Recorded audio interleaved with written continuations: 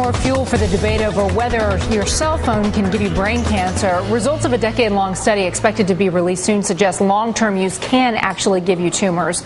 I'm joined by Deborah Lee Davis, an epidemiologist with Mount Sinai Medical Center in New York and University of Pittsburgh. I understand you testified before Congress. What's your conclusion about cell phones and the risks they pose to your health?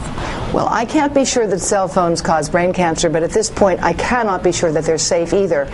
And unfortunately, the reason why most of the studies that have been done have been negative in the past is that most of them studied people for short periods of time. Brain cancer takes 10 or 20 years to develop.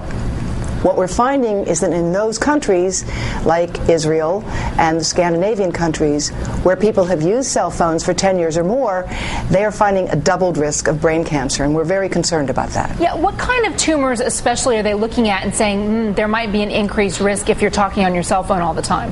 Well, if you hold a phone directly to your head, you're basically microwaving the head because that's the same signal strength. Unfortunately, you would never put your head in a microwave oven, of course not. But if you're holding it close to your head, you're getting a signal into the acoustic nerve. And we're seeing tumors exactly on the acoustic nerve. We're also seeing tumors on the side of the head where the phone has been used most heavily, according to several of the studies that have been done. The wireless industry has responded. CTIA says the peer-reviewed scientific evidence has overwhelmingly indicated that wireless devices do not pose a public health risk. What would be your answer to them? They are correct at this time, but unfortunately what they're not saying is that almost all of the studies that have been published to date have studied people who've used phones for less than a decade.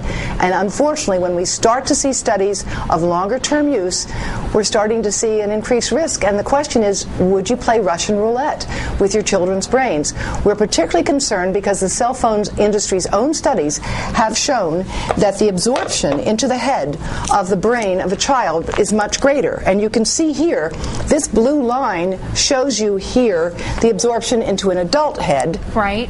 And that you can see that it gets in a little bit, but this is into the head of a child, and you can see here it's much greater absorption into the head of a child. Now, nobody knows what this is going to mean for the long term. Forget about brain cancer. Let's just talk about learning problems and other issues of our children, and the fact that brains continue to grow and develop, and we know that the brain doesn't fully mature until the early 20s. Okay, so it just seems obvious to me that if you're holding a cell phone to your head and it's emitting radiation, and we know that's how the signal goes. Even Bluetooth, the little Bluetooth earpieces emit signals that reach to your cell phone.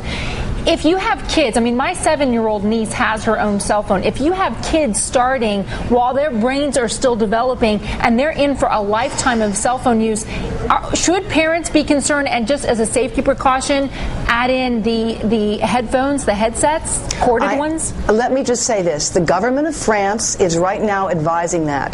The hearing before Senator Specter heard from the leaders of Finland and Israel with respect to this issue. And in Finland and Israel, they have issued warnings by the government's Nuclear Radiation and Protection Agency saying children should not use cell phones directly to their head. They should be encouraged to text or to use an earpiece. The government of Israel has issued a similar advisory, so I think it makes sense for us to do something like that as well. And that is why I'm very delighted that this issue is getting public attention. We can't be sure it's a problem, but do we want to take a chance? Right, if we can be careful, then why take the risk? Deborah Lee Davis, I appreciate you coming on and sharing what you've learned. Thank you so much.